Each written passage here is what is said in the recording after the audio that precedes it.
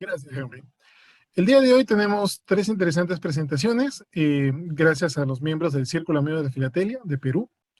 Y nuestra primera presentación está a cargo de Adolf Sobrevilla, con un tema muy interesante, que es San Martín y la independencia sudamericana. Adolf. Omar, bueno, muchas gracias por la invitación. Voy a proceder a compartir pantalla. Omar, ¿me permites compartir pantalla, por favor?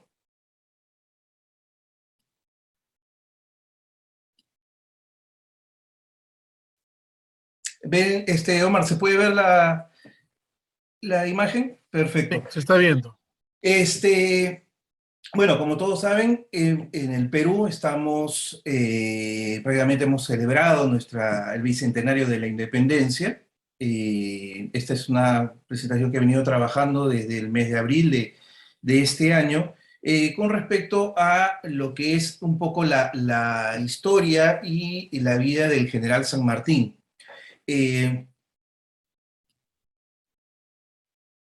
Comenzamos con los orígenes del general. Los padres del general San Martín eran oriundos de la localidad de Palencia. El padre era natural de Cervato de Cieza y la madre de Paredes de Nava. Ambos pueblos tenían una distancia entre uno y otro de más o menos 10 kilómetros, pero sus padres nunca se conocieron en España. Los padres del general San Martín recién se conocerían en Buenos Aires, en una reunión que se hacía a los españoles que recién llegaban al continente sudamericano, y es donde ellos se llegan a conocer. Otra de las particularidades, por ejemplo, entre los padres del general San Martín, es que los padres se casaban por poder. En ese momento, el oficial Juan de San Martín se encontraba en destacado en el interior, no se encontraba en Buenos Aires, y fue uno de sus amigos el que por poder se casó con la madre del general San Martín. Posteriormente, el oficial Juan de San Martín es destacado a Yapeyú, luego de haber seguido diferentes misiones dentro de lo que vendría a ser el virreinato del Río de la Plata. Dado que la vida en esa zona era un poco complicada, termina su misión, por había sido destacado, regresa a Buenos Aires y toda la familia pide permiso para regresar a España. Lo que ocurre, San Martín llega a España, entra a estudiar a un colegio de Málaga, y cuando tenía 11 años y 5 meses aproximadamente, se enlista en el regimiento de Murcia. Hay que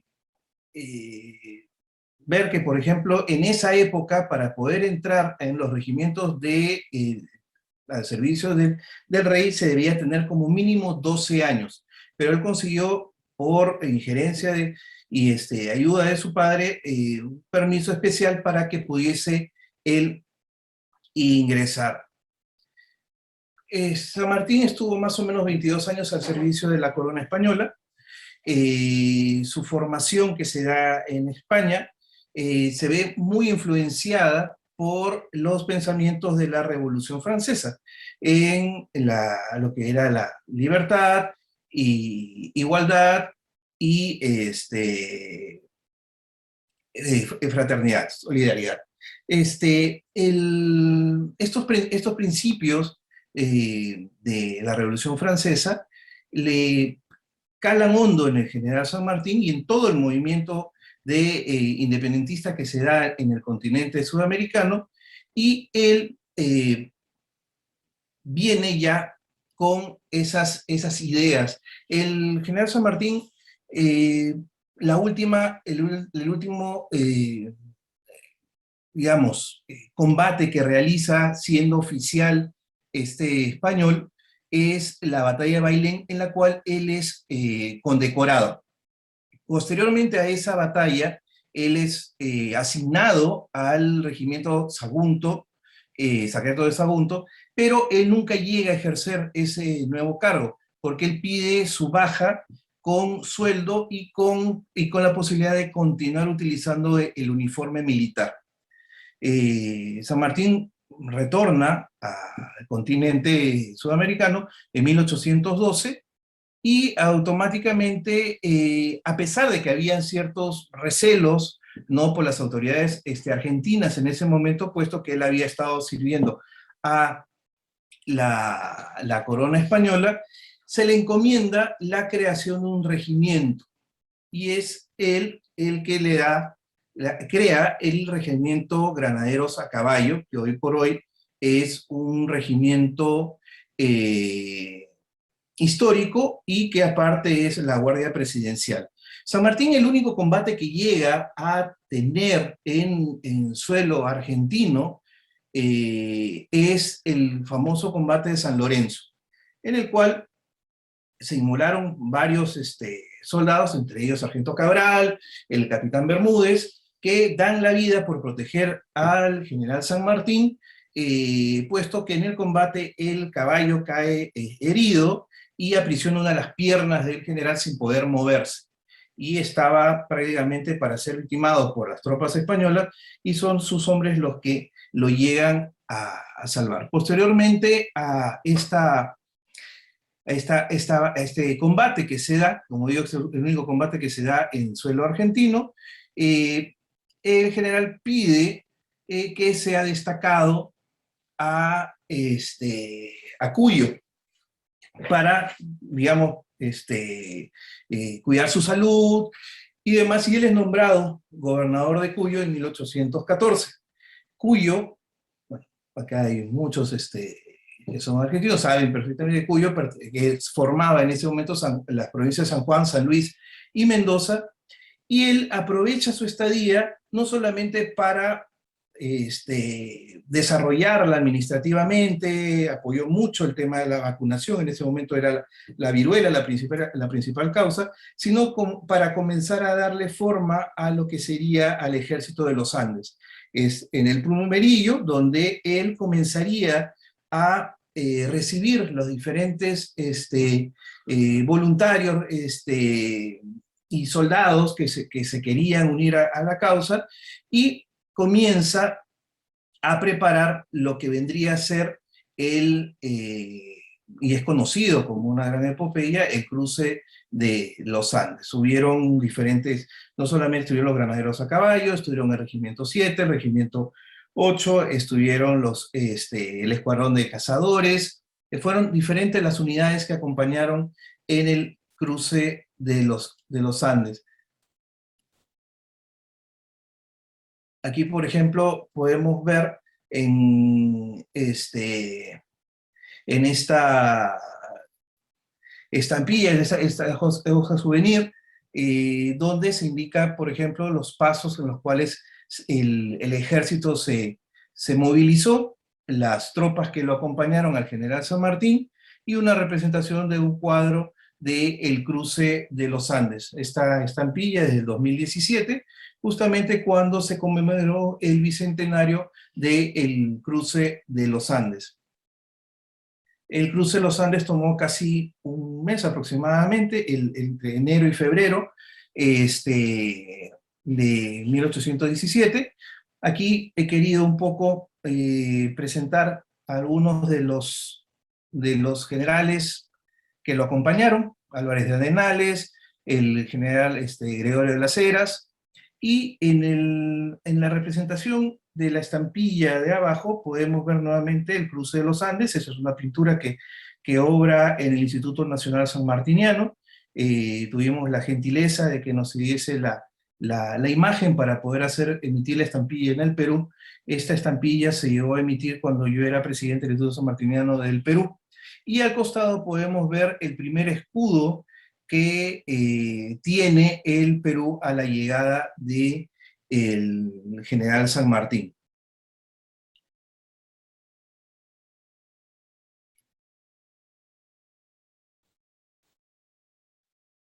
Y bueno, ahora ya habiendo cruzado los Andes, el Ejército Libertador, comienza la campaña por libertar a Chile. Y es el 12 de febrero de 1867 que se libra la batalla de Chacabuco, ¿no? obviamente que esta batalla fue favorable al ejército de los Andes y se vuelven a dar hechos de caballerosidad dentro de lo que podría ser una guerra, en el cual San Martín permite al general Osorio, que era el general realista, hacer una tregua para que éste pudiese retirar a todos los heridos que se encontraban en el campo de batalla y así evitar que las muertes fuesen aún mayores. Luego de Chacabuco, sería la campaña, y dentro de la campaña de Chile, sería el enfrentamiento que se da en Maipú, que sería un 5 de abril de 1818, en el cual con la victoria del ejército de los Andes y del general San Martín, con el apoyo de las fuerzas chilenas al mando de el brigadier Bernardo Higgins, en la cual se sella ya propiamente dicho la independencia de Chile. No quiere decir que ya no hubiesen tropas realistas, aún continuaban existiendo tropas realistas, pero ya prácticamente el control del país lo tenía O'Higgins y el general San Martín. Esta es una representación de una estampilla argentina, es lo que es muy conocido, lo que se llama el abrazo de Maipú, y se puede ver a el brigadier Bernardo O'Higgins herido, porque él había sido herido en combate. Una de las particularidades de esta pieza es que el sello que tiene acá es un cóndor, que es el ave característica de los Andes. Posteriormente, entre 1818 y 1820, se va constituyendo lo que vendría a ser la Expedición Libertadora al Perú. Durante los años 1819 y 1820 se realizan un par de campañas por parte de Lord Cochrane para conocer cuál sería los mejores lugares para poder desembarcar y también a su vez capturar navíos de transporte, de guerra, mercantes, que pudiesen sumarse a la Expedición Libertadora. La Expedición Libertadora parte al final, en 20 de agosto de 1820, de Valparaíso, contando con 25 navíos. Y llegaría un 8 de septiembre de 1820 a la bahía de Paracas. En estas representaciones que podemos ver acá, la de Perú es un monumento en Paracas a la Expedición Libertadora, y la otra representación de Argentina es la expedición propiamente dicho, que salen los navíos en 1820.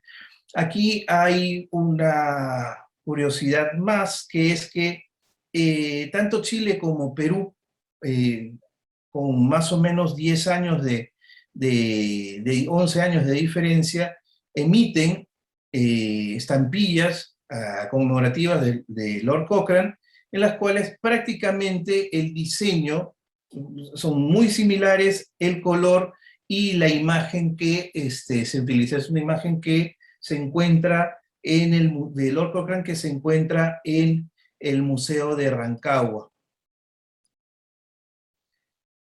Posteriormente, bueno, luego del inicio de la campaña en 1820 por el general San Martín, sería un 21 de octubre de 1820 que se crea la primera bandera nacional y continúa todo su proceso de ir consolidando espacios para dar la independencia al Perú. Nosotros tenemos un hecho que nos parece muy parecido con respecto con Argentina, porque Argentina celebra dos fechas, la Revolución de Mayo de 1810 y el 9 de julio de 1816, que es la firma del Acta de Independencia. Nosotros, en este caso, la convocatoria al Cabildo de Lima, que hace el general San Martín, es un 15 de julio de 1821. Y ese mismo día es cuando se firma el Acta de Independencia. Pero sería el general San Martín que dispone que la proclama se haría el día 28 de julio. Y es por eso que nosotros acá en el Perú celebramos como fiesta patria el 28 de julio, pero en realidad nosotros deberíamos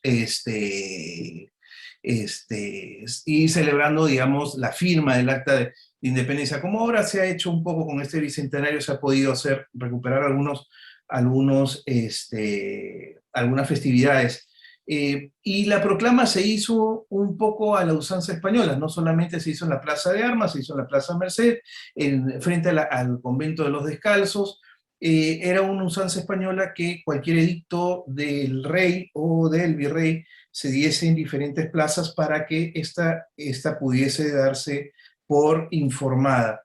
Luego de la independencia del 28 de julio, el general San Martín se da cuenta que iba a ser muy difícil que el país se pudiese conducir por sí solo. Las autoridades, prácticamente las españolas, habían huido, algunas del país, otras habían ya ido a refugiar entre el fuerte Real Felipe, otras habían huido con el virrey a la sierra del Perú. Entonces, prácticamente la administración estaba céfala. Y es por eso que él se constituye como protector del Perú un 3 de agosto de 1821. Durante el periodo que nosotros conocemos como el protectorado, a veces preguntan por qué nosotros tenemos en el Perú tal de respeto, admiración, hacia el general San Martín, ¿no? Y tan así que una de las principales plazas de Lima es la Plaza San Martín. Y es que durante el proceso del protectorado, el general San Martín estableció prácticamente todas las bases de lo que sería el Perú republicano. Hoy por hoy seguimos celebrando la creación de diferentes instituciones. Por ejemplo, el Ministerio de Relaciones Exteriores ha cumplido bicentenario el 3 de agosto, la Prefectura de Lima ha cumplido bicentenario el 3 de agosto, acaba de cumplirse también en días pasados la creación de la Legión Peruana de la Guardia. En los próximos días se va a celebrar el bicentenario de la creación de la Marina de Guerra.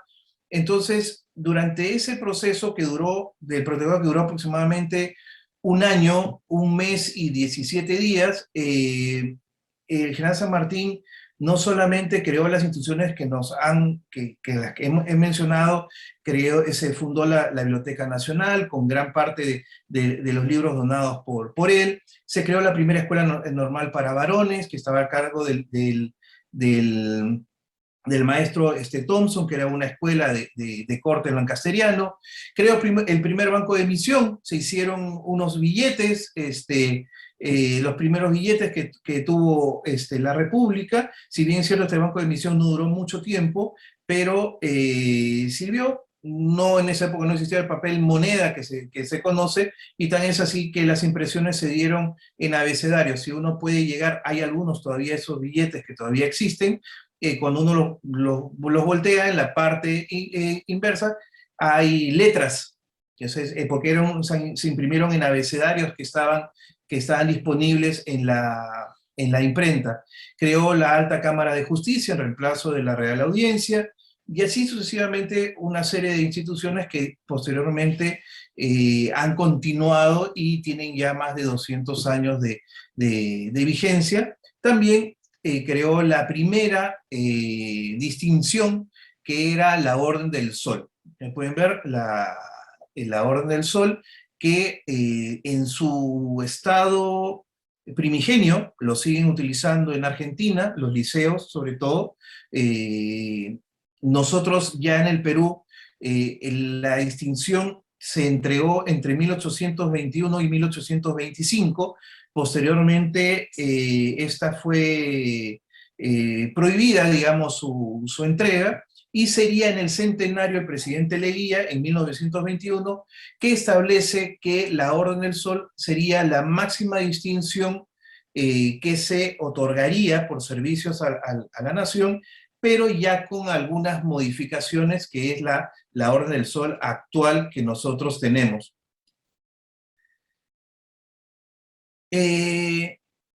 San Martín, cuando se encontraba en Perú, tenía ya aproximadamente unos 5.000 hombres. Muchos de ellos estaban ¿cómo se llama? Habían sido diezmados, parte del ejército habían sido diezmados por pestes, plagas y demás, y veía que era un poco difícil el poder concluir o dar o poder sellar la independencia. En ese momento se consideraba que las tropas españolas eran alrededor de 20.000 unidades que se encontraban en las diferentes provincias de la sierra del Perú. Entonces, él se ve la necesidad de entrevistarse con Bolívar para solicitar un apoyo para que pudiese enviarle refuerzos, como ya lo había hecho el general San Martín en un momento, cuando envía tropas peruanas para la batalla de Pichincha. Entonces, de la entrevista con Bolívar entre el 26 y el 27 de julio de 1822 no hay mayores, ¿cómo se llama?, registros fuera de los pocos manuscritos que hay del mismo general o de los edecanes que estuvieron ahí presentes. Y viendo que no iba a poder ser factible que él estuviese para que llegase Bolívar, él regresa al Perú y convoca al primer congreso de la República. Ya previamente habían sido elegidos los representantes del Perú y en ese momento los convoca, se instala el Congreso en septiembre de 1822 y entrega el mando, entrega el poder, entrega la banda de protector y él emprende, días después, emprende ya la retirada a Valparaíso y nunca más regresaría al Perú. Bueno, eso es un poco, he tratado de hacer un resumen de casi 2, 3, un poco más de 3, 4 años en esta presentación y espero que haya sido de su agrado. Gracias. Muchas gracias, Adolfo. Gracias a Adolfo hemos aprendido mucho sobre la trayectoria de San Martín y que celebrar todo ese esfuerzo que se desarrolló por la corriente Libertadores del Sur y que fue empalmado gracias a los esfuerzos de San Martín con Bolívar, con la corriente del norte, y selló finalmente la independencia del Perú. A continuación, les presento a Eric Franco con su tema Camellos Sudamericanos. Eric. Buenas noches a todos, un gusto poder compartir. Gracias al CAF por la invitación y a mi oficina por la oportunidad. Voy a compartir pantalla.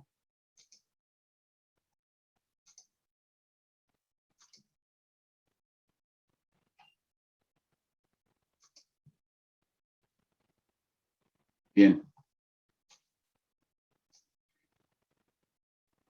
El tema es camellos sudamericanos y he escogido llamarlo más allá del valor de su fibra porque siempre asociamos estos animales con su fibra, ¿no? Con los textiles. Sin embargo, estos animales en realidad tienen un valor que va mucho más allá del valor que podemos darle a su fibra, y la idea de esta colección es revalorizar eso y entender el rol que han jugado estos animales en nuestra historia, en la historia sudamericana en general, prehispánica, luego en la época hispánica, y el rol que juegan al día de hoy y que pueden jugar en el futuro también. Probablemente todos intuimos que hay una relación entre los camélidos sudamericanos y los camellos y los dromedarios. Efectivamente, son primos, ¿no? Lo que probablemente no es tan conocido es que el origen es en América del Norte. Es un dato bastante interesante y que unos miraron por el lado de Asia, llegaron a Medio Oriente y a África, y otros vinieron a Sudamérica, y en Norteamérica se extinguieron. Otro dato que tampoco es tan conocido es que la alpaca es una vicuña domesticada hace más o menos 6.000 años, y la llama es un guanaco domesticado hace unos 6.000 años también. A veces se tiene la idea equivocada al día de hoy que hay que hacer esfuerzos por domesticar la vicuña, o hacer cruces entre vicuña y alpaca para mejorar la fibra. pero en realidad eso ya fue hecho hace 6.000 años. Más bien lo que es el reto al día de hoy es mantener la pureza genética de la alpaca y la llama, porque, como vamos a ver desde la conquista, hay hibridación y eso malogra genéticamente a estos animales. La llama y la alpaca fueron los únicos mamíferos originarios de gran tamaño domesticados en Sudamérica y cumplieron un papel en los Andes equivalente al caballo, el ganado y las ovejas en Europa. Como vamos a ver, realmente estos animales jugaron un rol fundamental. Hay una muy estrecha relación entre los hombres y estos animales porque cumplían una serie de roles. Y bueno, desde el punto de vista filatélico vamos a ver que también se encuentra ampliamente representado en la filatelia, especialmente de los países andinos y especialmente en el caso del Perú y Bolivia, que además lo han incorporado en sus escudos, y en los otros países en años más recientes, pero en el Perú desde los inicios de la filatelia, al igual que en Bolivia. Una de las piezas más interesantes y que de hecho fue la que dio origen a esta colección es esta llamita azul de 2 centavos emitida en 1872, la cual a mí personalmente me llama mucho la atención porque tiene un diseño bastante rústico y al ser simple llama mucho la atención. A diferencia de las otras estampillas de la misma época, que son más como más formales, más, digamos, elaboradas, esta estampilla es más rústica, pero a mí personalmente me llama mucho más la atención que las otras. Así que, bueno, eso fue lo que me motivó en realidad a empezar esta colección. Podemos encontrar presencia de camélidos en las pinturas rupestres. Por toda la zona andina hay pinturas rupestres de camélidos y lo mismo pasa con África, Medio Oriente y Asia, donde también hay representaciones de camellos y dromedarios en pinturas rupestres.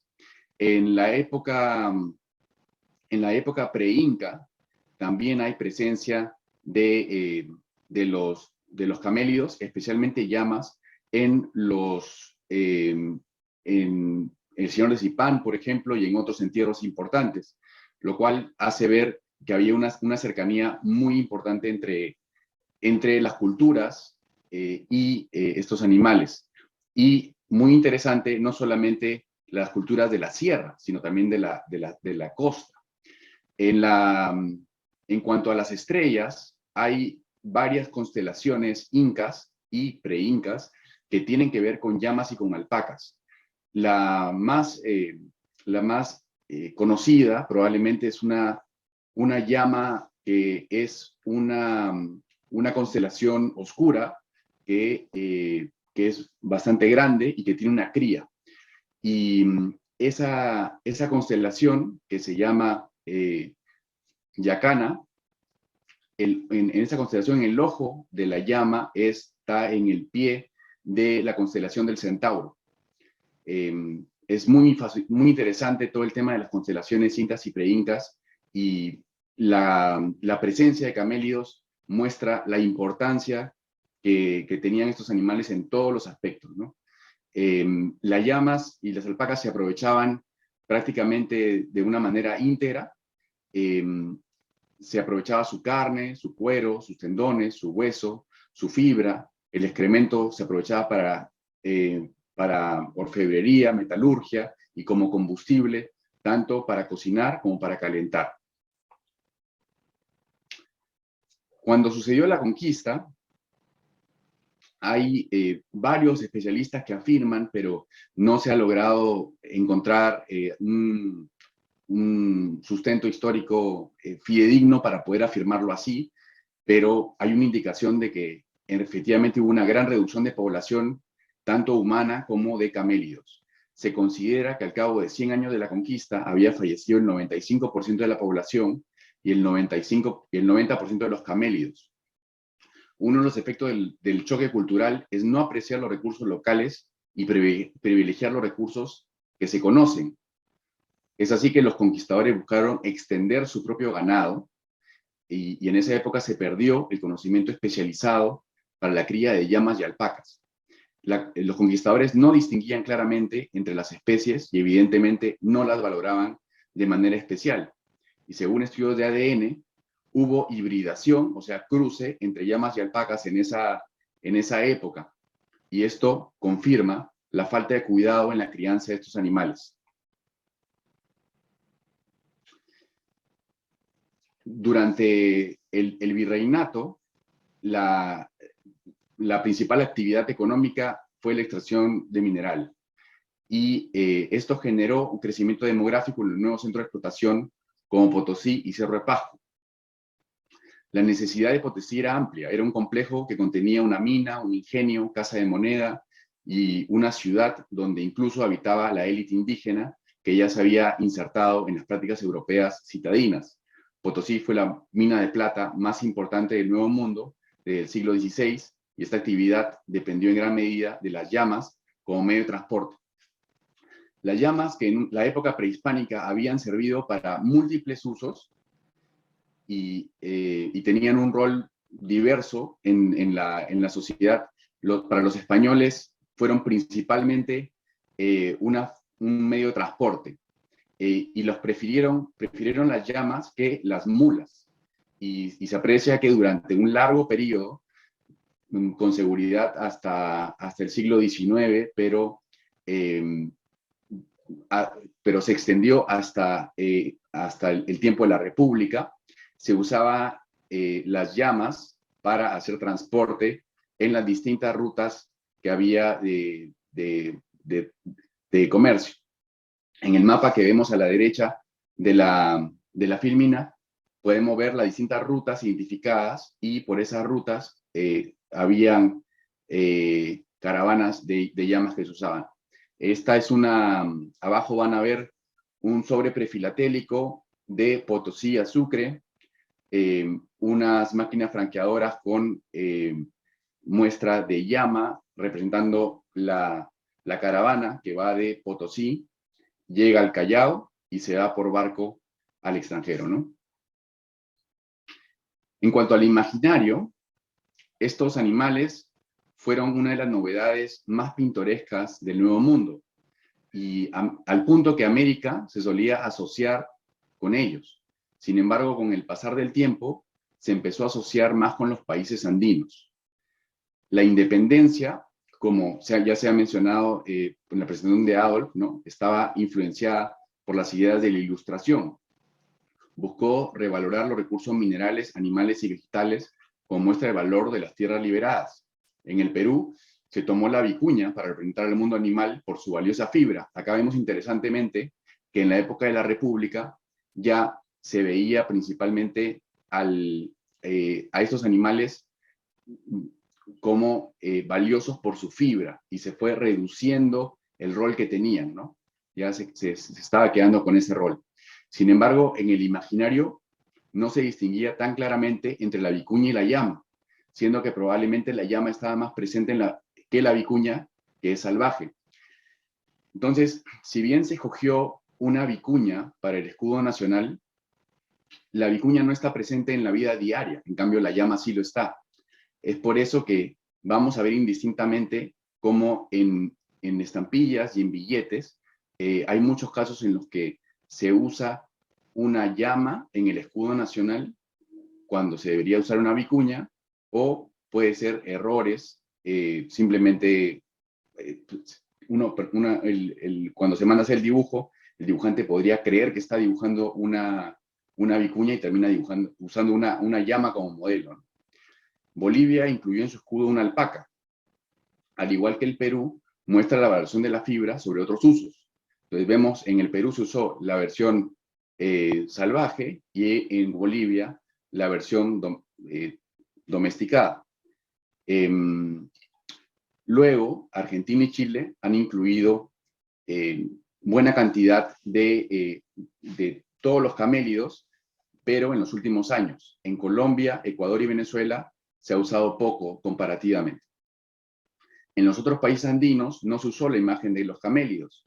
En el de Argentina, en el escudo de Argentina, no se incluyó animales. En el de Chile hay dos animales, un cóndor y un huemul.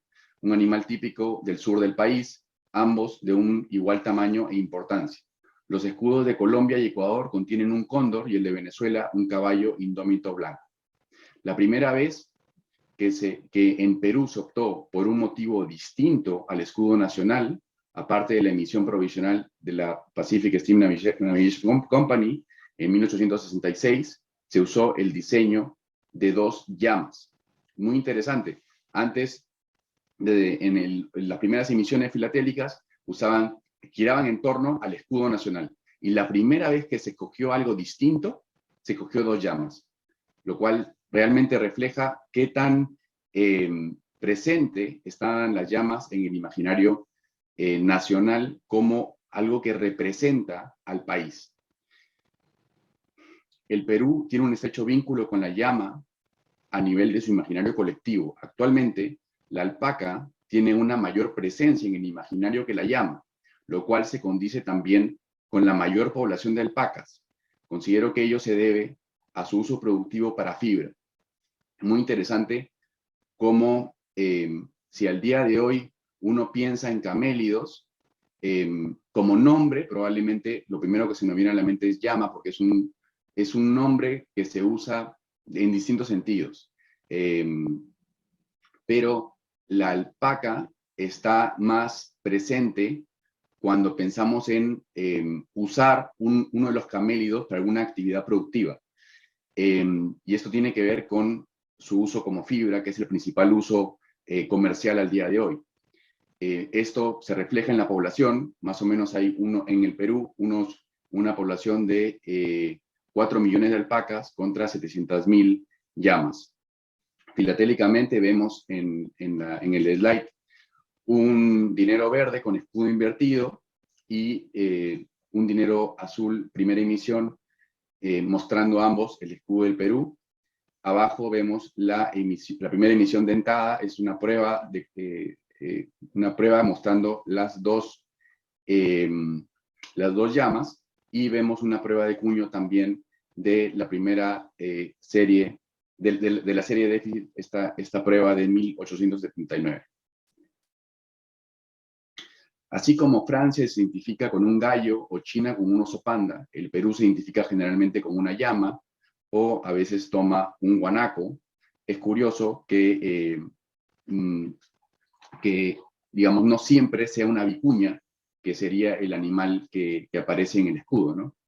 Y, por ejemplo, también es muy interesante la Feria Internacional del Pacífico, que es una feria que fue inaugurada en el año 59 y estuvo en actividad hasta el 2003. Tenía un eslogan que se volvió muy popular, Te llama la llama, que ha quedado en el vocabulario local y tuvo su máximo apogeo en los años 80. Hay una amplia serie de estampillas conmemorativas de esta famosa serie. Si entramos al tema de la vicuña en concreto, la fibra de vicuña es la más fina y escasa del mundo. Es mucho más delgada que la de cachemir, que es una cabra asiática. Los conquistadores la descubrieron y desde entonces se empezó a cazar indiscriminadamente, sin considerar que no hacía falta matar al animal para aprovechar su fibra. También se ha cruzado alpacas y vicuñas, como hemos mencionado antes, con la intención de mejorar la fibra en un intento de domesticar las vicuñas. Sin embargo, ignora que la vicuña ya fue domesticada hace 6.000 años y el resultado fue la alpaca. Más bien, como dijimos antes también, dichos cruces ponen en peligro la integridad del contenido genético de los animales actuales. En cuanto a la llama, algunos consideran que el desarrollo de la cultura inca solo fue posible gracias a la crianza de llamas. Además de sus múltiples usos, proporcionaba un medio de transporte en una civilización que no conocía la rueda. Tenían un rol económico más importante que la alpaca. Dado que se perdió el conocimiento para su crianza y aprovechamiento con la conquista, fue relegada a ser un animal de carga, productor de carne y de poco valor comercial. Actualmente no es muy valorada la fibra de llama. Sin embargo, tal como se ha demostrado del análisis de las momias de El Yaral en Moquegua, hace unos 1000 años se logró criar llamas con una calidad de fibra finísima.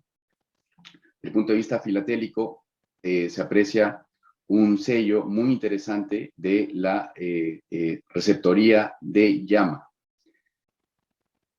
En cuanto a la alpaca siempre ha sido valorada por su fibra.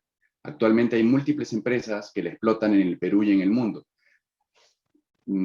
Es un animal más delicado que la llama. Requiere buenos pastos, lo cual hace más difícil su crianza y la hace más vulnerable al estrés hídrico. ¿A qué nos referimos con estrés hídrico? Nos referimos al efecto del cambio climático.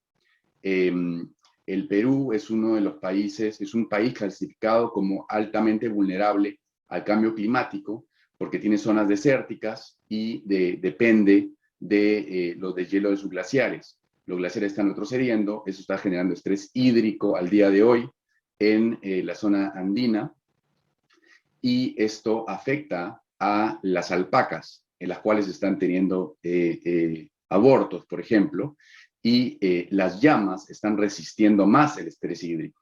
Las llamas no requieren tantos buenos pastos ni tantos cuidados como las alpacas, lo cual puede ser una indicación de que la llama podría jugar un rol bien importante en los próximos años y décadas si es que el estrés hídrico continúa.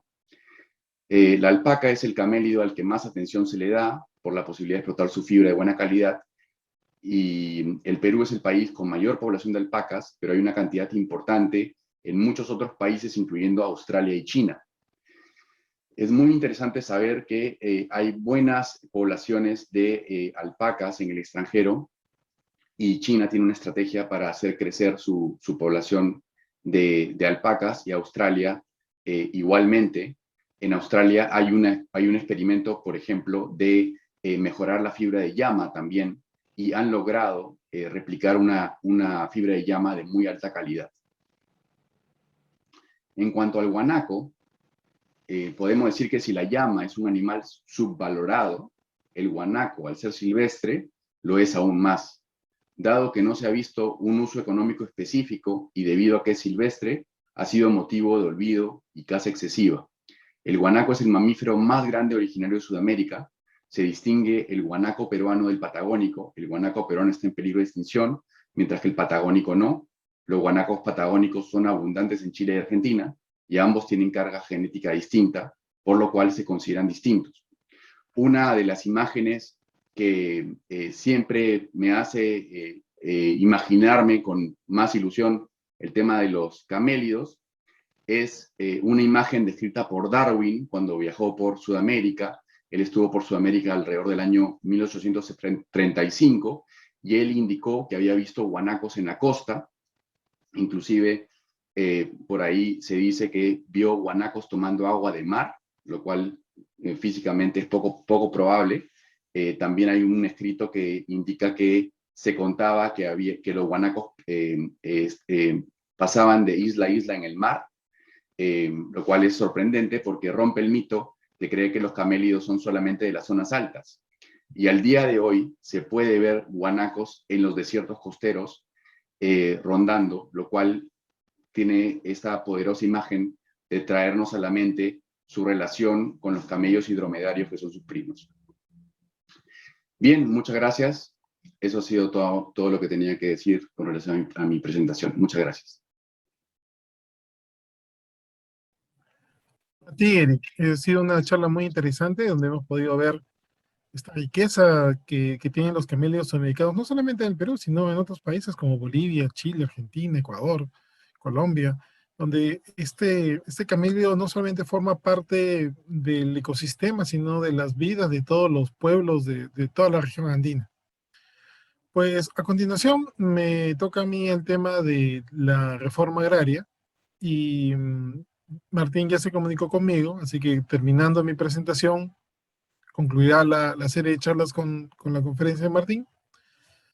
Y bueno, empezamos.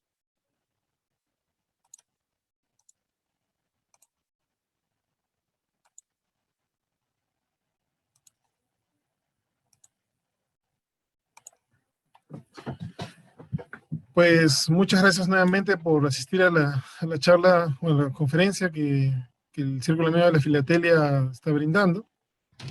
Y hoy día a mí me toca la reforma agraria del año 1969.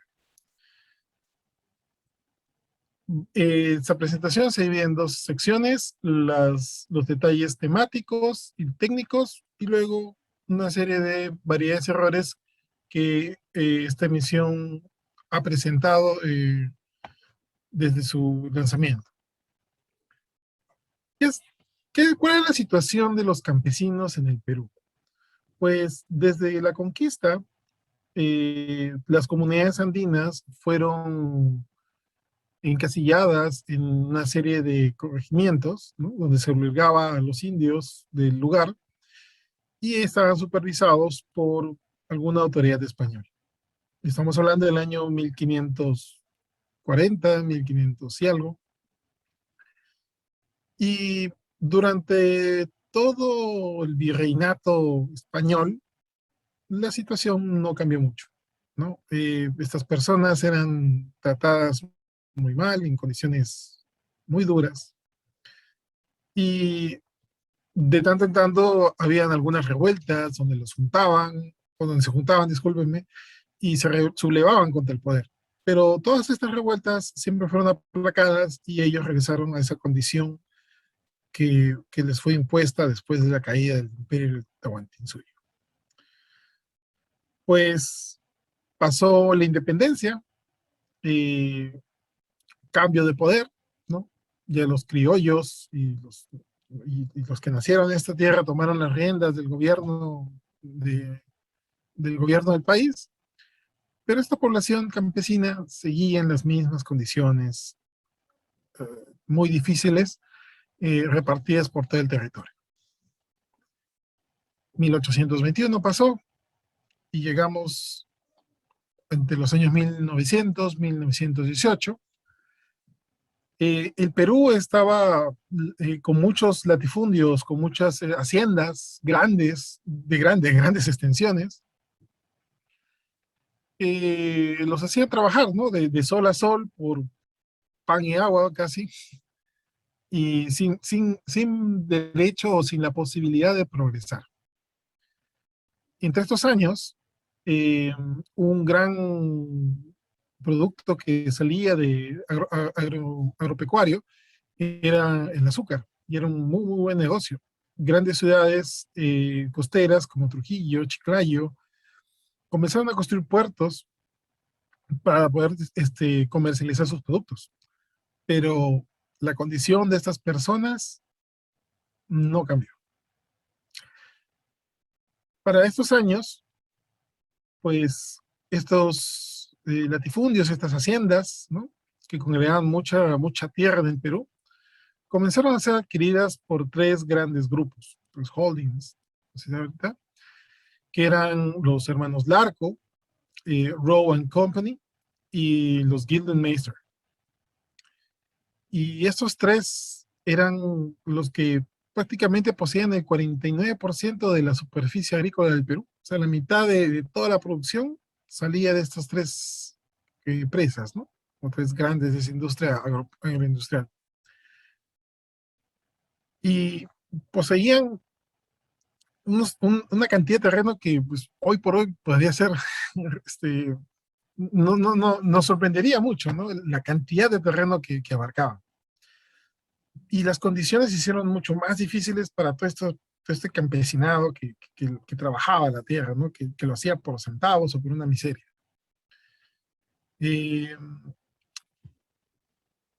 Para 1958, estamos hablando 40 años después, Pedro Beltrán había comenzado una comisión para proponer una reforma de todo el sistema agrario. Sin embargo, no progresó su esfuerzo y, como muchos buenos proyectos en el Congreso, fue a dormir el sueño de los justos. Para 1963, durante el gobierno de la Junta Militar, presidida por Nicolás Lindley, se empezó a promulgar o se empezó a preparar una gran reforma agraria, ¿no?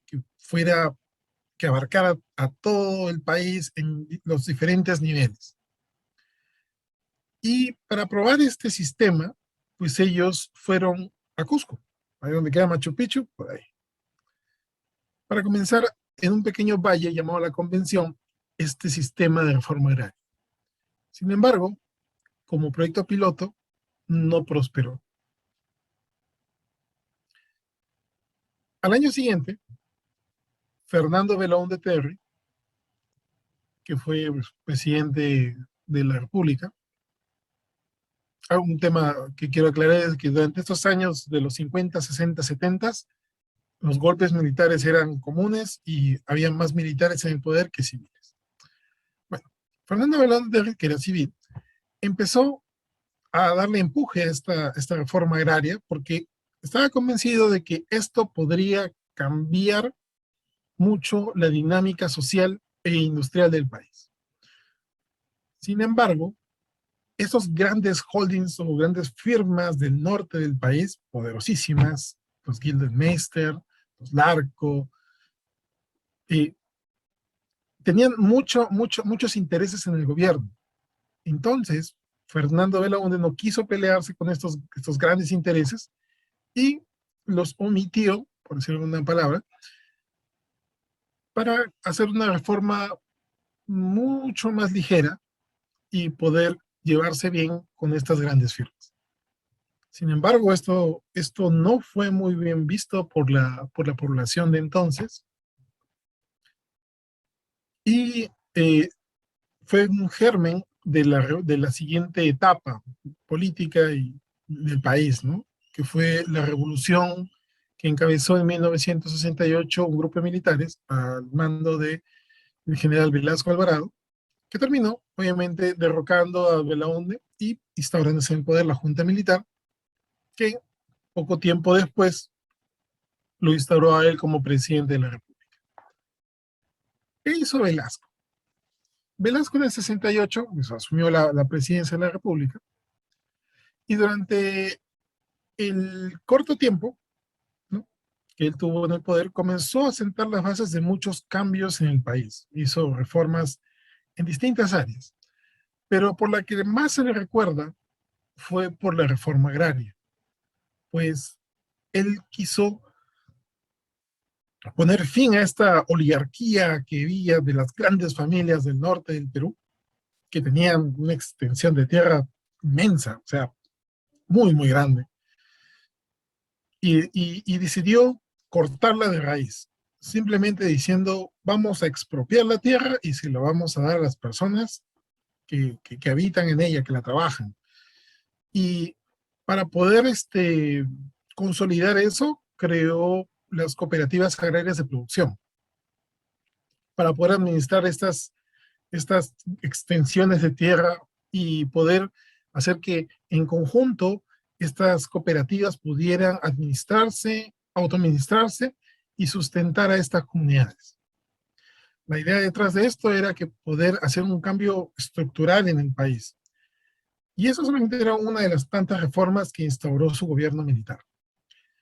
Sin embargo, cuando le dieron la administración a estos campesinos, los campesinos o las comunidades campesinas no tenían instrucción, no sabían hacer nada porque nunca tuvieron la oportunidad de educarse y tuvieron el poder de administrar las haciendas. Rápidamente, pues ellos consumieron todos los recursos de la hacienda en ganado, en comida, en recursos, y se lo consumían sin poder producir o proveer nuevas fuentes de riqueza, ¿no? Entonces, muchas de estas cooperativas comenzaron a colapsar. Este colapso, porque no había instrucción, no había los contactos para poder sacar el producto, etcétera, etcétera, etcétera, trajo el colapso de la industria azucarera, que ya les había contado que era un gran negocio en el norte de Perú. Y no solamente para estas familias era un gran negocio, sino también esto pagaba impuestos. Por lo tanto, el gobierno sufrió una debacle en la recaudación de impuestos. Y por lo tanto la economía comenzó a colapsar.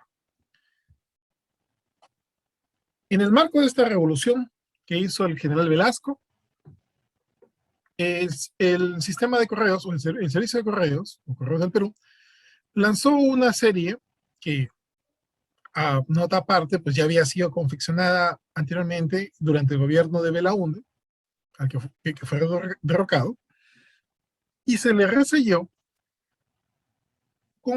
indicando el decreto supremo por la cual se hizo la expropiación de la reforma agraria, que fue el número 12 del año 1969. Entonces, a esta emisión de 5 sellos se les reselló y resellados recién salieron a la venta. Sin resello, no están, o sea, no fueron emitidos sin el resello. Y comenzaron a circular desde principios del año 69. Sin embargo, para conmemorar el aniversario de la reforma agraria como tal, que era en agosto, pues el 15 de julio, la Dirección General de Correos procede a retirar todas las existencias de estas estampillas para poder dar espacio a la siguiente serie, que es el motivo de esta conferencia. Esta serie se lanzó el día 26 de agosto, su perforación es de 11 milímetros, a través de litografía, y está conformada por 3 valores. Un valor de 2,50 soles, de 3 soles y de 4 soles. Los dos últimos son de correo aéreo, mientras que el primero es para el correo ordinario.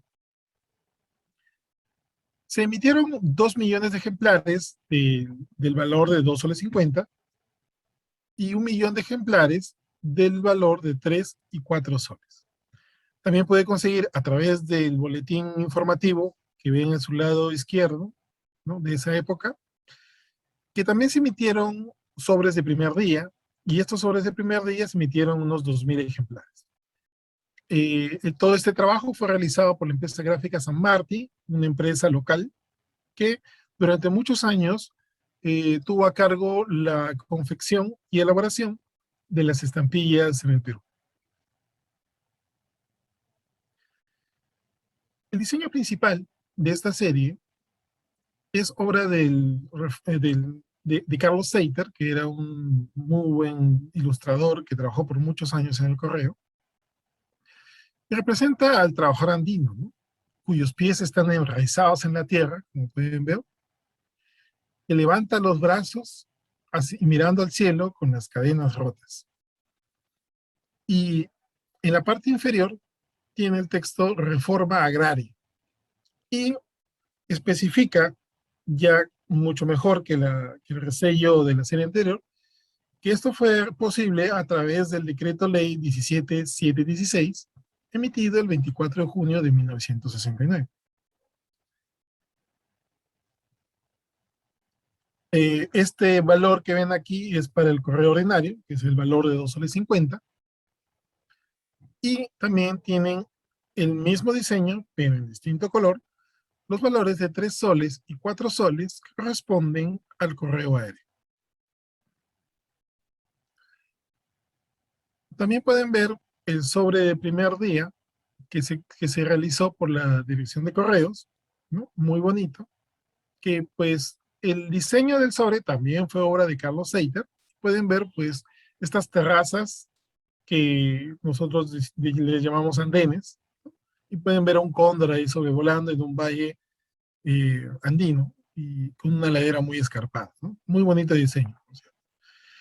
Y todavía aquí en el Perú, para esa época, aún se utilizaba este matasello de laureles de primer día de emisión, y sería recién al siguiente año, en 1970, que empezarían con los matasellos especiales para las emisiones que se lanzaran, y esta primera emisión fue gracias a el auspicio y la donación de la AFP, de la Asociación Filatélica Peruana.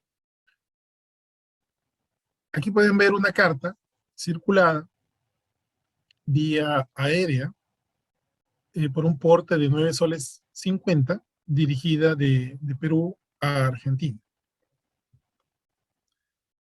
Pero un detalle que yo quiero llamar la atención es el texto superior de la imagen del campesino, ¿no? Está con su chullo, que es una especie de gorro que tapa las orejas, muy característico de las zonas andinas. Y el texto es: la tierra para el que la trabaja. Y esta frase es es hecha no por un peruano, sino por un mexicano, ¿no? Zapata, que pues da ese sentimiento de lucha del campesinado por ganar derechos y privilegios, ¿no? Y darle esa reivindicación de dignidad que toda persona tiene que tener. Esto fue tomado por el gobierno militar para reforzar su mensaje de los cambios estructurales que estaban haciendo. Y se repite en otros materiales de difusión que tenía el gobierno militar. En Filatelia, pues tenemos se puede apreciar en esta serie, y podría ser aprovechado para quizás una colección de Zapata de México, ¿no? Bueno. Y de esa parte venimos a los errores y variedades que existen en esta emisión. Pues comenzamos con el valor de 2,50 soles, y en este valor nosotros podemos apreciar de que en la parte lateral derecha, donde dice Perú, hay una especie de acento. Y este acento se debe a que durante el proceso de impresión no limpiaron bien la plancha y se marcó esto en esa sección, en esa parte. Este error puede ser encontrado, no es común, pero tienen que buscar dentro de los 2 millones de ejemplares que se emitieron. ¿Okay? Luego tenemos el siguiente error dentro del mismo valor de 2,50 soles, que es el desplazamiento de imagen. La imagen central, donde está el campesino, está movida ligeramente hacia abajo y hacia la derecha, causando casi una superposición con las franjas rojas. Este error se ha dado durante el proceso de impresión por un mal alineamiento de los clichés de los colores de la impresión. También es muy común encontrarlos en los ejemplares, ya sean nuevos o usados. Luego tenemos un error que es un poquito más difícil de conseguir, que es el del acento invertido en la A de tierra. Hay que tener un muy buen ojo para poder detectarlo dentro de las miles de estampillas que circulan de esto, pero es muy interesante. Y miren que hemos encontrado ya 3 errores solamente en un valor. En el valor siguiente de 3 soles, de color violeta o guinda, como quieran decirle, no hay ningún error, curiosamente. Sin embargo, para el siguiente, el color marrón, sí tenemos algunos errores. Por ejemplo, en el valor de 4 soles, nosotros podemos encontrar un lunar en el pantalón del campesino, ¿no? Y este error se debe a un defecto nuevamente en el cliché del pliego en la impresión. También tenemos un error o una variedad por el desplazamiento de 1 milímetro del margen. Eso causa que todas las estampillas estén ligeramente hacia, en este caso, la derecha. Sin embargo, realizando más especímenes, he encontrado que este error se repite tanto para la parte superior, inferior e izquierda. Las variedades que puedes encontrar en esto son muchas y muy interesantes de coleccionar. Y son baratas. Y este de aquí es quizás el más interesante de todos, ¿no? Que es la F invertida. En este error, pues, en la frase tierra para el que la trabaja, en la palabra el, en la letra L, existe o se ve una raya horizontal o bueno, ligeramente diagonal 45 grados, que hace parecer como si fuera una F invertida, ¿no? Y este error se debe nuevamente a un problema en la plancha de impresión. Esta variedad, un poco más estudiada, pues he visto, ¿no? que se presenta en el pliego de 10 estampillas en el tercer ejemplar de la segunda fila, ¿no? Columna 3, fila 2. Allí es donde se encuentra este error, ¿no? Y este tipo de misiones, pues, han sido poco estudiadas. Me interesó mucho el tema cuando comencé a armar mi colección de Machu Picchu y me puse, pues, a investigar un poquito más sobre esto. Y resultado de lo que investigué, pues, es esta presentación que estoy haciendo para ustedes el día de hoy. Sin más que decir, muchas gracias.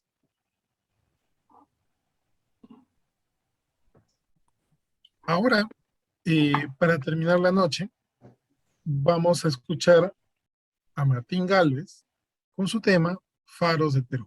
Martín. Buenas noches, disculpen, quisiera saber si ven mi presentación. Sí se ve. Ok, buenas noches a todos. Para mí es un gusto mi primer show and tell con grandes colegas de Latinoamérica y como nuevo miembro del CAF. Es un orgullo estar aquí. Y quisiera compartirle mi muestra que hice acerca de los faros en el Perú.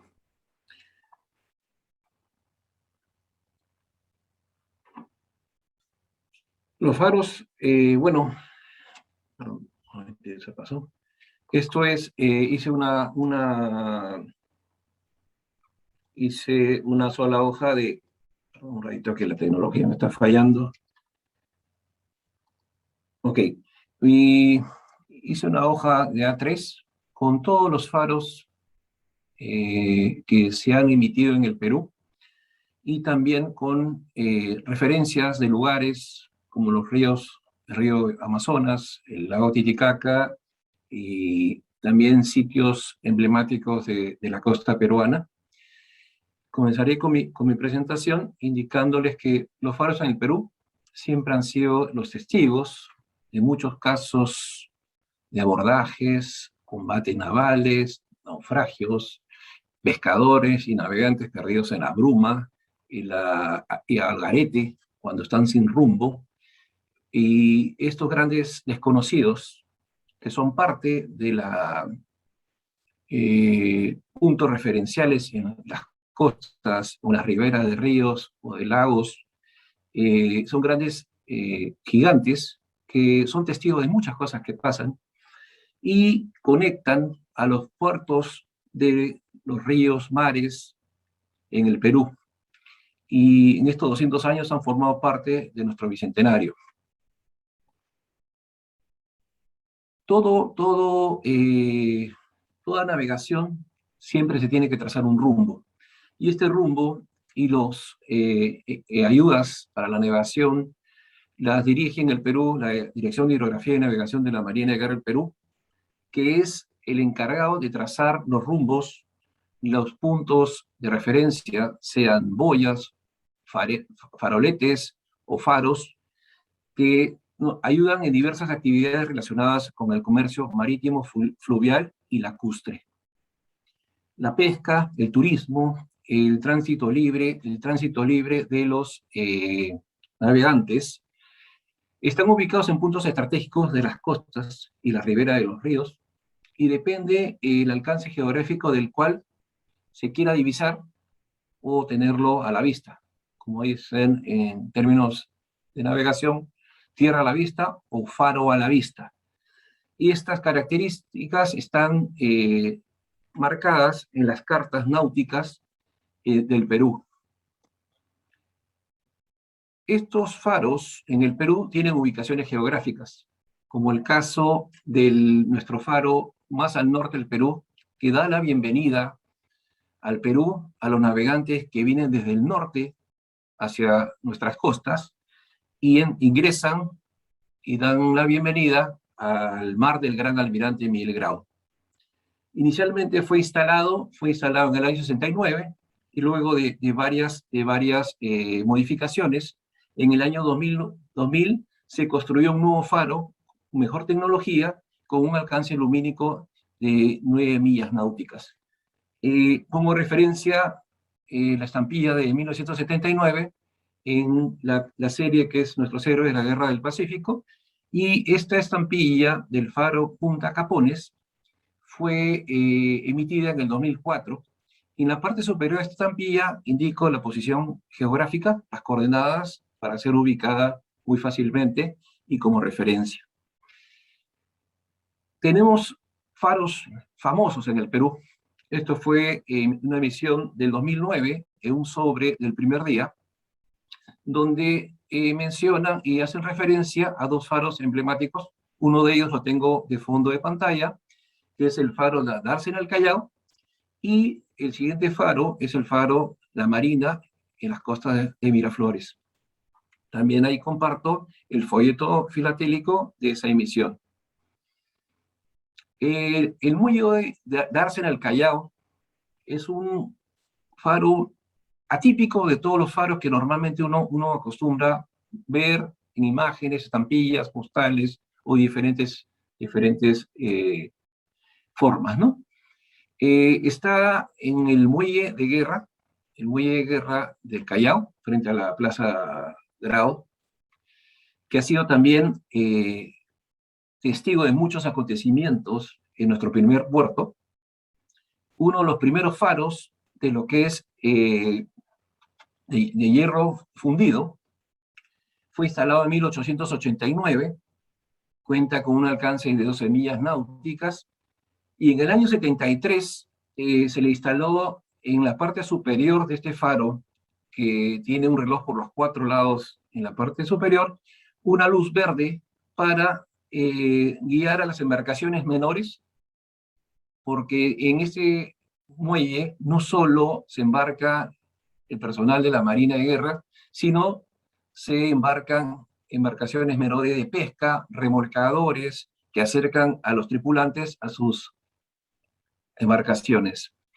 En la postal del costado es una imagen de 1910 de lo que era la Dársena al Callao. Es una postal coloreada sobre una foto, y ahí se aprecia el faro hacia la mitad, hacia la izquierda, se ve el faro de color blanco.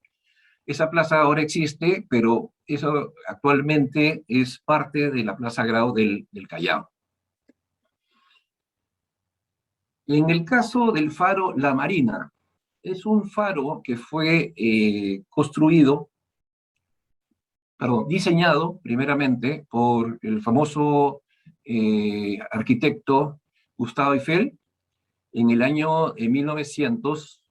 De ahí fue solicitado la construcción de este por lingotes, como decir las planchas que existen del faro, fueron construidas en Inglaterra y eran de hierro fundido. Y este faro fue construido en 1917 en la ubicación geográfica que es en Punta Coles, en Hilo. Eso fue su posición inicialmente, en Moquegua, a 7 kilómetros del puerto de Hilo, en Moquegua. Y a causa de un terremoto que tuvo el Perú en el año 1970, un 31 de mayo, este faro está aquí a la derecha, que es la foto original de una colección del señor Humberto Currarino. Se cayó el faro, y la Marina de Guerra, como propietario de los faros, con la Dirección de Hidrografía, lo trajeron a la base naval del Callao, donde queda el servicios industriales de la Marina, para repararlo, y el faro fue reparado, pero ya no regresó a Punta Coles, en Hilo, sino se quedó y se creó una plaza en los acantilados de Miraflores, que este faro en año 73 fue inaugurado en diciembre, creando la plazuela del navegante en Miraflores, un sitio muy turístico que ustedes pueden ver en diferentes imágenes, y es un sitio emblemático de Miraflores. Tiene una característica de 25 millas náuticas de haz de luz. Está sobre una altura de lo que son 86 metros sobre el nivel del mar, y es uno de los primeros puntos de aproximación y orientación para ingresar al primer puerto del Callao. Aquí pueden apreciar las coordenadas del mismo faro en diferentes épocas. En la izquierda está la emisión de 2009, que es parte del sobre primer día que les enseñé hace un momento. Y a la derecha está el faro original en Punta Coles. Viendo teniéndolo muy cerca a mi casa, estaba haciendo investigaciones, y la diferencia del faro de Punta Coles en blanco y negro, la puerta miraba hacia la tierra. La puerta que donde están las personas en la escalinata miraba hacia la tierra. Pero en el de Miraflores lo han girado enfocando la puerta original hacia el mar. También existen estampillas, publicaciones referente a los faros en las islas de la costa peruana. Esta es una hoja souvenir de 2 faros, uno que es en el departamento de La Libertad y el otro en el departamento de Lambayeque, y el otro es en el departamento de Ancash. Tenemos el faro en Isla Lobo de Tierra, que está ubicado al norte de Lima, en el departamento de Lambayeque. Es uno de los faros que tienen forma circular, de fierro fundido. Fue construido en 1907 y entró en funcionamiento en 1909, con un alcance lumínico de lo que son 26 millas náuticas.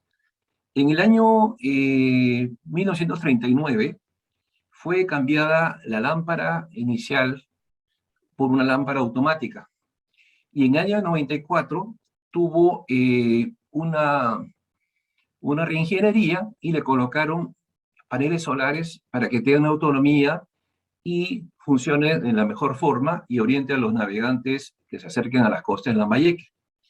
Está ubicado a 10 millas náuticas de la costa y solo es accesible con barcos de pequeño calado, por el tema de lo que es la forma de la isla, que es un poco difícil de acercarse con una embarcación grande.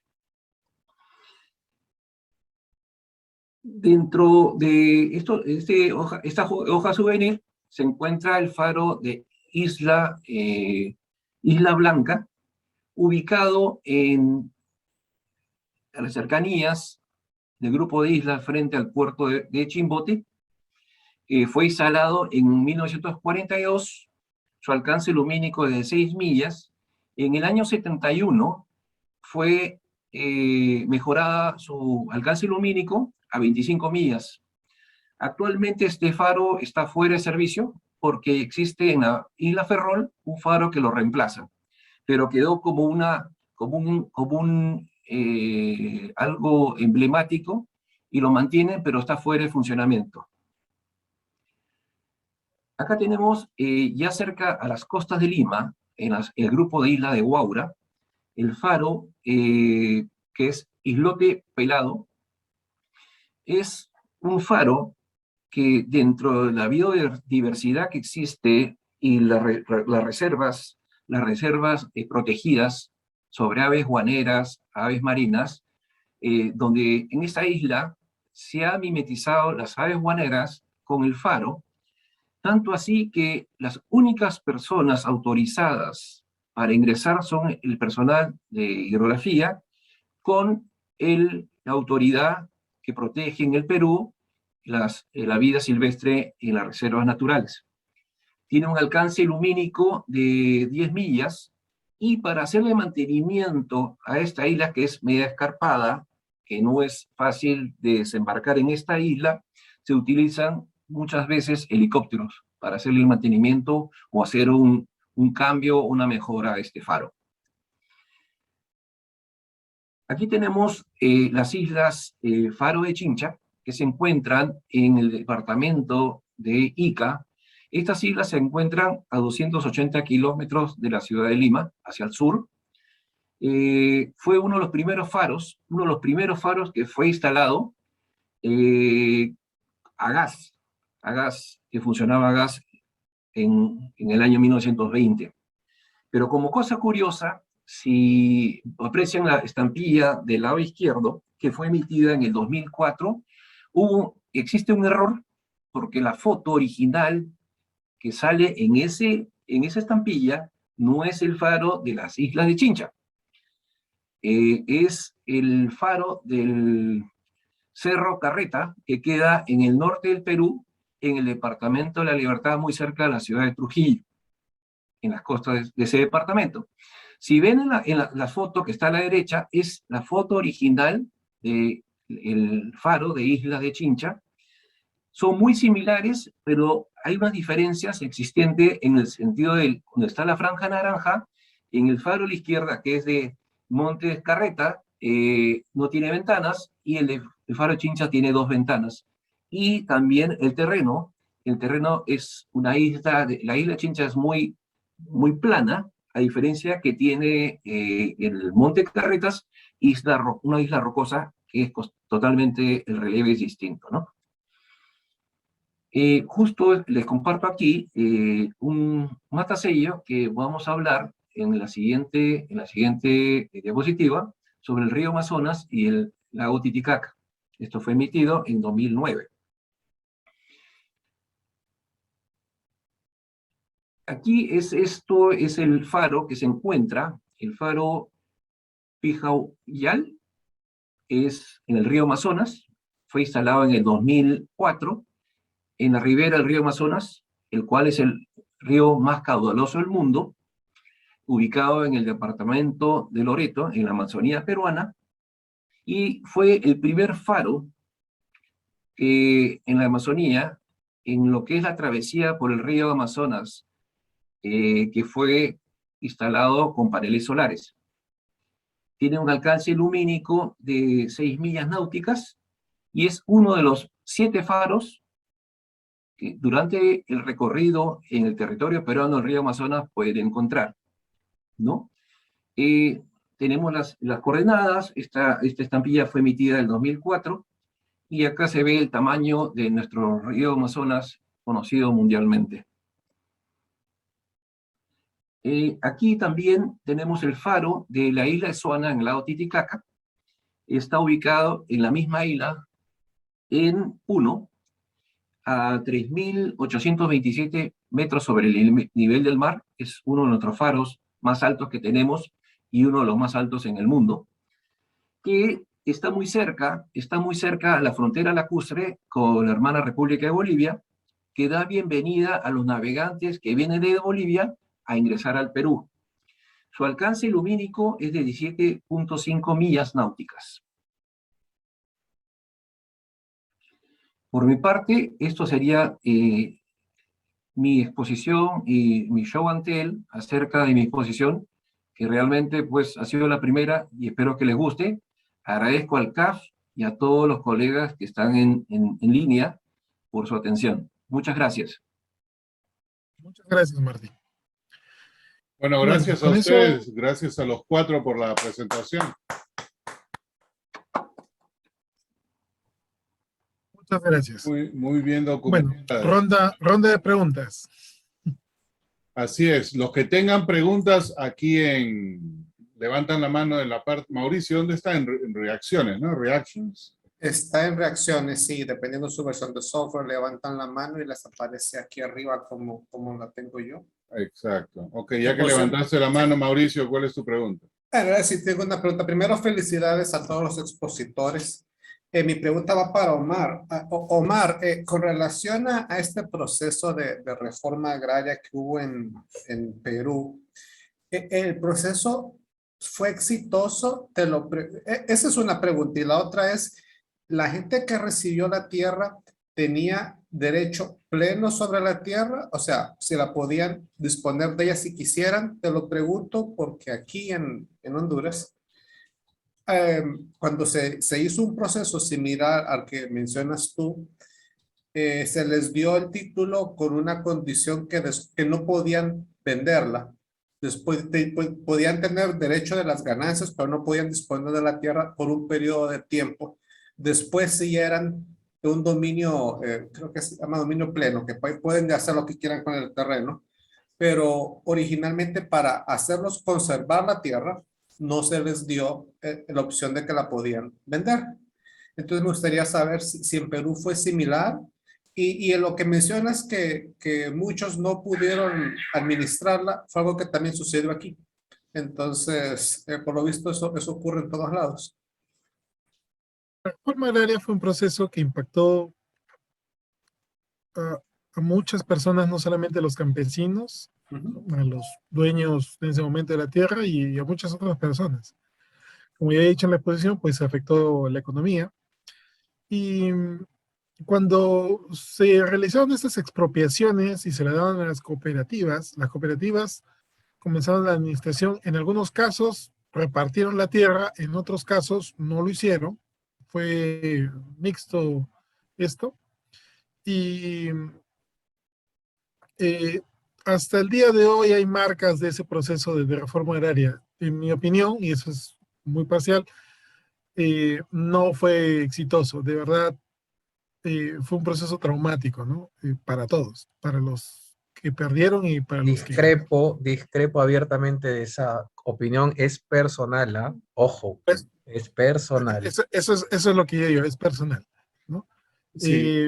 Las secuelas las seguimos viendo hasta el día de hoy, pero quizás aquí más de uno quiera dar su opinión sobre ese punto. Sí, si me permiten, yo quiero dar una opinión en eso, por dos razones. Mi padre estaba muy vinculado a toda la parte agraria en ese tiempo y conocía muchísimos hacendados en el norte del Perú. Entonces, como bien dice Omar y como bien dice Abraham, depende a quién le preguntes. Eso es bien cierto. Entonces, también depende de, digamos, de qué afiliación pueda tener uno o no. Han habido casos que sí hay que reconocer que fue exitoso. Quizás no sean la mayoría de aquí, dependiendo de quién te preguntes. Pero en el norte del Perú hubieron casos que aparentemente fueron raros y esta es una experiencia que comparto, ¿no? Cuando yo era niño y mi padre me llevaba al norte donde tenía su centro de operaciones. Después de la reforma agraria en la ciudad de Trujillo, no sé si habrá alguien de Trujillo aquí, me olvido en cómo se llamaba esta calle, pero había un señor que él tenía título de conde, era el conde Bracamonte, y tenía su casa en el centro de la ciudad, y lo que es creo que es lo que ahora es el hotel de turistas, era su casa. Entonces lo expropiaron y lo hicieron el hotel de turistas, y obviamente aparte de eso él tenía muchos terrenos. Y bueno, por su nobleza, él nunca trabajó. Tenía solamente sus tierras, pero él trataba muy bien a sus empleados. Muy bien. Al punto que todos los hacendados estos, yo me acuerdo, se reunían en un café en esta calle en Trujillo, y estaba la mesa que estaba reservada para ellos, llegaban, se sentaban, ya esto después de la reforma agraria, había un altarcito con una imagen, me olvido, de la Virgen que venera en el norte, y atrás había una lata, ¿no? Un recipiente. Y de tanto en tanto, y había como una especie de escalerita, me acuerdo. Varias veces yo he estado ahí y llegaban personas no a comprar nada, solamente llegaban, subían y ponían algo allá atrás. Ponían un sobre, ponían algo, ponían cualquier otra cosa. Y a mí toda la vida me intrigó eso, hasta que un día le pregunto a mi padre, estos son tan devotos, esta es Virgen Milagrosa, ¿qué es lo que es? Como niño, ¿no? Me llamó la atención y él me dijo, no, ¿tú sabes lo que es eso? Todos los que vienen han sido los trabajadores de estos hacendados, que hasta el día de hoy les consultan, estamos hablando más o menos de los 70, le consultan sobre irrigación, cualquier cosa de ese tipo, y de las ganancias siempre les dejaban algo. Y todos estos vivían de eso, de lo que había sido su tierra. Entonces, digamos, dependiendo del nivel de trato, de afinidad que hubo entre los trabajadores y estos hacendados, esta parte de la experiencia también existe, pero eso no está reflejado directamente en lo que es la reforma agraria. Entonces, yo tengo mi opinión sobre ella, que no la voy a dar, solamente doy mi opinión de lo que yo he visto de personas que se vieron beneficiadas por la reforma agraria y fueron muy agradecidos con sus patrones. No sé si eso habrá sido general para todos, pero en ese caso sí lo fue así. Si me permiten una Adelante. Poder ampliar lo que indica Henry. Mi familia fue afectada por la reforma agraria, o sea que cualquier comentario que pueda dar, obviamente, también es personal y desde el punto de vista de un afectado. En el proceso de la reforma agraria, hay que entender que la distribución de la tierra era diferente, por ejemplo, en todo lo que era la costa, estaban los grandes ingenios azucareros, que casi todos los expropiados llegaron a cobrar los bonos de la reforma agraria, los grandes grupos económicos llegaron a cobrar los bonos de la reforma agraria. Nosotros nunca cobramos los bonos, tengo los bonos todavía guardados, sí tenían plena posesión de la propiedad de la tierra. Es más, por ejemplo, la parte de la hacienda de mi abuelo es donde se encuentra actualmente la hidroeléctrica del Mantaro. Entonces, y fue expropiada para Enor, no me acuerdo cómo se llamaba la entidad de electricidad en ese momento. Y se le daba la propiedad a las comunidades campesinas, mientras las cooperativas eran en el norte, por los ingenios azucareros, en lo que era la sierra, mi familia era de Huancavelica, tenía sus propiedades en Huancavelica, eran las comunidades campesinas. Lamentablemente sí ocurrió, y eso lo sé porque yo desde muy chico, todos los domingos religiosamente, en la casa de mis abuelos nos reuníamos, e iba su capataz, el que era el capataz de la hacienda, a comer con nosotros, a almorzar con nosotros. Y nos contaba, ya hablando 10 años después de la reforma agraria, que había recorrido las tierras y todo se había convertido en eriazo. Lo que antes era, se cultivaba pan llevar, donde había carneros, había ganado, ya no había absolutamente nada. Entonces es por eso que hacia principios de los 70, a finales de los 70, se da la primera gran inmigración hacia la capital, porque todos estos campesinos, todas esas comunidades que habían de la noche a la mañana se convirtieron en propietarios sin ningún tipo de acompañamiento del Estado. De la noche a la mañana tenían las propiedades, pero no tenían dinero, no tenían tecnología, cómo poder seguir cultivando. Terminaron arrasando la gran cantidad. Tan es así que Huancavelica es considerado en este momento una de las provincias más pobres del Perú, cuando en su momento era una de las principales porque había minas de plata, tenía buena agricultura.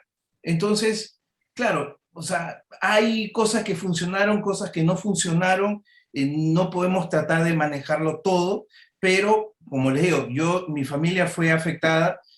Nunca veremos el pago, no nos dieron nada. Yo tengo los expedientes de valorización por un tractor, el comité interventor, lo que sea, un sol de oro de la época. Un tractor. O sea, eso es lo que al final te pagaban. Eras millonario en papeles, pero me acuerdo que una vez fui al Banco Agrario en esa época, estoy hablando del primer gobierno de Alan García, y había habido tal inflación que me dice, mira, ¿sabes qué? Al final, pagarte todo esto no hay moneda. Y más caro nos va a salir el cheque que lo que vayas a recuperar. Así que el funcionario del Banco Agrario me dijo, yo que tú empapelo la habitación con los bonos, porque no lo vas a poder cobrar nunca. Y es cierto, ya han pasado 40, 50 años de la reforma agraria y hay muchos grupos que sí cobraron, los grandes grupos económicos sí llegaron a cobrar. Los medianos, en los últimos 10 años, pudieron venderlos a estos fondos de inversión, ¿no? Hay un famoso Gramercy que compró los bonos al 20% de su valor, en un momento cobrarse al Estado peruano, pero lo dudo. Y los que todavía éramos un poco románticos, pensando de que el gobierno nos iba a pagar, nos quedamos con los bonos. Así que esa ha sido un poco la experiencia que yo he tenido con la reforma agraria.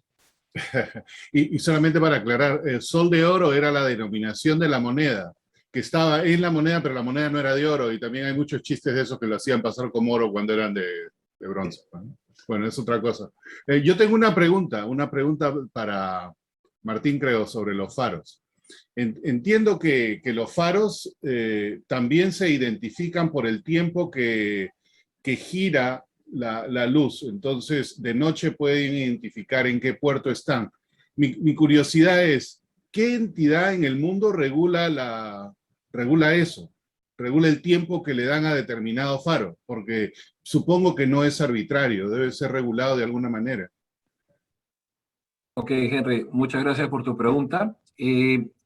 Hay entidades internacionales que regulan la navegación, las rutas, de acuerdo a las corrientes, diferentes cosas, pero en cada país es un caso muy especial porque los faros están en diferentes partes de las costas y estos faros tienen condiciones climáticas, tienen ciudades que están detrás del faro, tienen que protegerlo. Por ejemplo, en el caso del faro de Miraflores.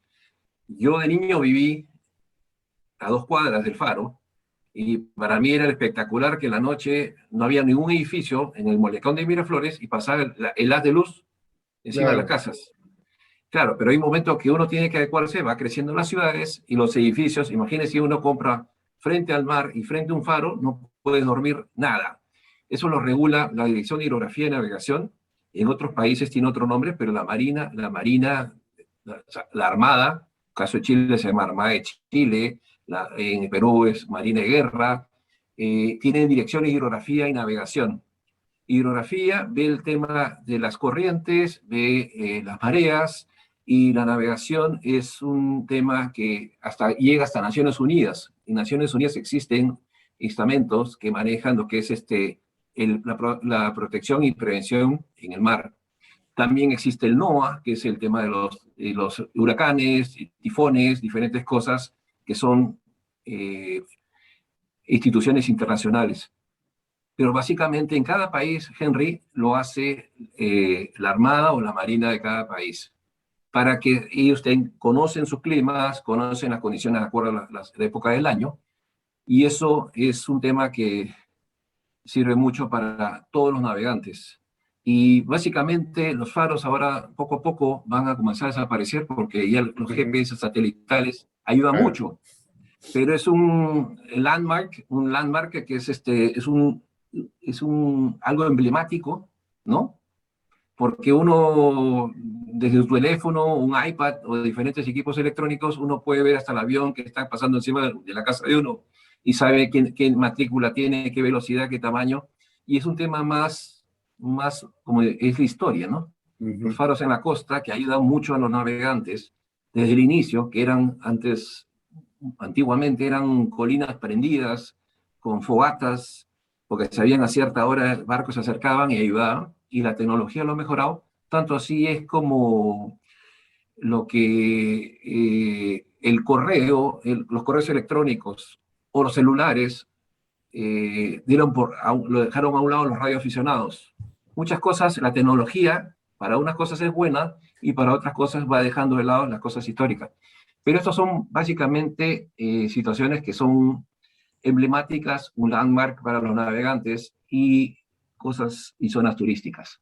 No sé si te puedo ayudar con la pregunta. Pensé que había un ente regulador de todos esos tiempos porque tienes razón. Si un faro está en una ciudad es imposible pues que alteren la noche de los vecinos. Pensé que había alguien que regulaba el tiempo porque alguna vez me parece haber escuchado de alguien que conocía o que fue marino que decía que la precisión era en nanosegundos, o sea, tú podías, estoy en Acapulco, estoy en Valparaíso, estoy en el Callao, a pesar de que puede estar lejos y no tiene instrumentos, ese tiempo le decía lo que era. Ese es un derrotero que existe en cada marina, en cada armada, el derrotero en sentido de que cada faro o cada comunicación se llama aviso a los navegantes. Es como un boletín diario que se comunica con las embarcaciones o lo publican y es accesible a los navegantes que están registrados, que se acercan. Es lo mismo que un avión cuando llega al aeropuerto de Lima, tiene las coordenadas, dónde está la torre de control, ya hay como si fuera un Vademécum o un catálogo que va diciendo, en Lima tienes esta aproximación, tiene aproximación sur, tantos nudos del viento, o sea, hay muchas cosas que son los derroteros que existen en las cartas náuticas y varias cosas que tienen las direcciones de hidrografía. Ok, gracias. Gracias.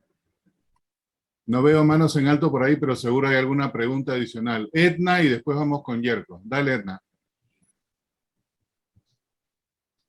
Estás en mute ahora, sí, tal. Bueno, felicitarlos a todos, muy bonitas las charlas, muy interesante. Mi pregunta es como bien específica, parece que es Eric el nombre. Sí, Eric Franco. Sí. ¿De qué manera utilizaban los excrementos como combustible? ¿Los secaban y después los prendían sencillamente? ¿O tenía algún otro proceso? Porque tú dijiste que lo usaban como para varias cosas, entonces no me queda muy claro. Sí, los camélidos tienen una particularidad con relación al excremento, es que todos hacen el excremento en una misma zona. Entonces todo el excremento ya está junto, no está disperso por todo el campo. Y no sé exactamente si lo secan o no lo secan, pero ese excremento puede servir para cocinar y como calefacción. Y adicionalmente se usaba para orfebrería, o sea, para hacer cerámica y para trabajar los metales.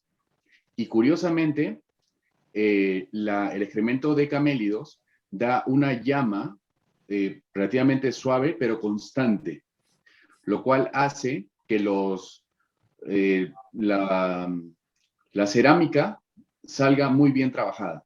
Y lo mismo para los metales.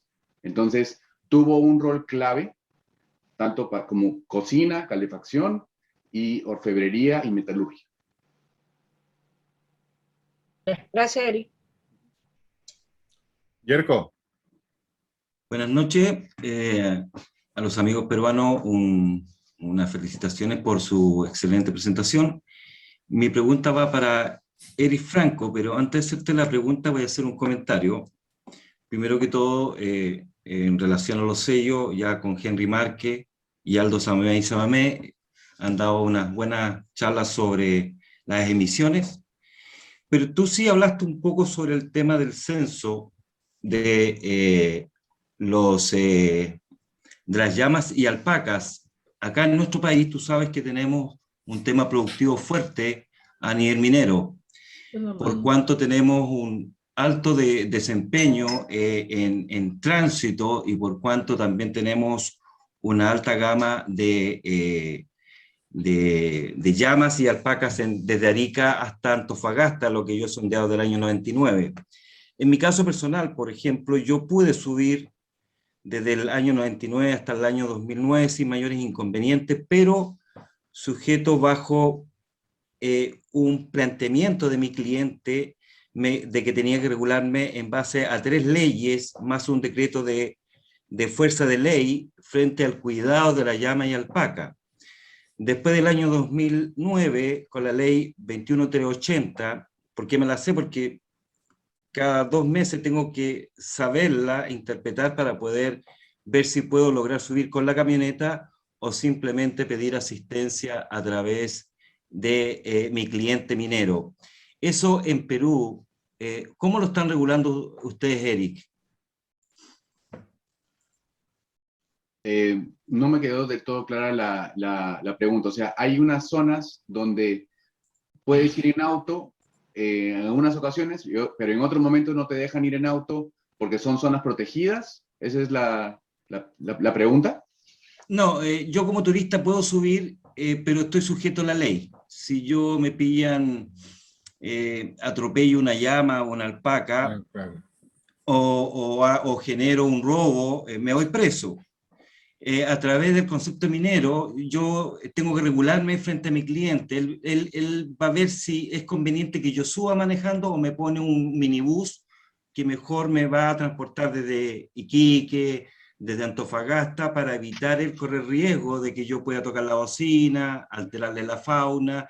Entonces, tienen ese tipo de regulaciones. No sé si me entendiste mejor la pregunta ahora. Como turista, Okay, tengo que velar y estar ad hoc a la ley, que es la ley 21380. Es interesante. En el caso del Perú, yo no conozco ninguna regulación que sea tan específica.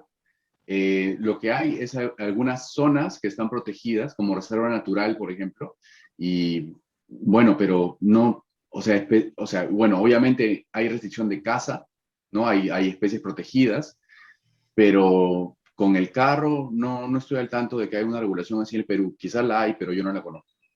Qué bueno que nuestro país cuide su emblema patrio y lo cuidamos con mucho cariño, así que muchas gracias. Sergio. Buenas noches, felicitaciones a todos, muy interesantes presentaciones. Yo tengo un comentario y tal vez pregunta para Eric. ¿Conoces que en el monumento al general San Martín, en la Plaza San Martín, la libertad tiene una llama encima? Se pidió que la libertad tenga una llama y el escultor entendió, en vez de una llama ardiente, una llama auquénido. Y realmente uno puede ver en el monumento que la libertad está con una llama encima en su cabeza, una auquénido. ¿Incluirías eso en tu colección, el monumento a San Martín? Sí, Sergio, he visto una foto bien interesante, bien curioso esa llama, ¿no? Sí, sería muy interesante incluirla. Sí. Si me permite, quería comentar algo sobre ese monumento, Sergio y Eric. Es de que al escultor le pidieron que haga una llama emotiva, o sea, como homenaje. Y parece que entendió que era una llama emotiva, emocionada, contenta, y le pusieron una llama bien sentadita encima de la cabeza de la patria. Bueno, no especificaron, pero entendió bien, era una llama. Que los dos estaban hablando de cosas distintas es otro problema. No, pero quedó muy bien, ¿eh? Quedó muy bien. Ya van casi 100 años sobre la libertad la llama ahí. Es muy llamativo. Muy llamativa, ¿verdad? ¿No? La llama que llama. Llama, te llama. Buena observación. ¿Otras preguntas o comentarios por ahí? Bueno, no sé, más bien para ayer. Adelante. Si el decreto este de la regulación que hay en Chile tiene que ver con especies en específico o es en general. Y si dentro de lo específico, pues me imagino que es multa. La ley es clara, Jesús. La ley 21380 habla del cuidado de la fauna a nivel territorial y de acuerdo a la región. Y plantea tanto para los huemules, para los cóndores, para las llamas y alpacas el mismo tratamiento. Por ejemplo, en tu caso que son los huemules, las empresas hidroeléctricas como Enel, Colbún, tienen el resguardo y las mismas obligaciones que tienen las empresas mineras. Okay. Gracias. Diego. Sí, gracias, Henry. Una pregunta para Adolf. Más que pregunta, por ahí una especie de comentario. Cuando estuve en Lima me habían dicho que San Martín, dentro de todo lo que vos nombraste, dentro del protectorado que había instaurado, también creó el primer cementerio público en Lima. No sé si es cierto o si fue dentro de ese protectorado que lo hizo o fue después. No, o sea, cementerio ya existía acá en la época del virreinato, porque hay que entender que Lima también fue azotada por grandes terremotos.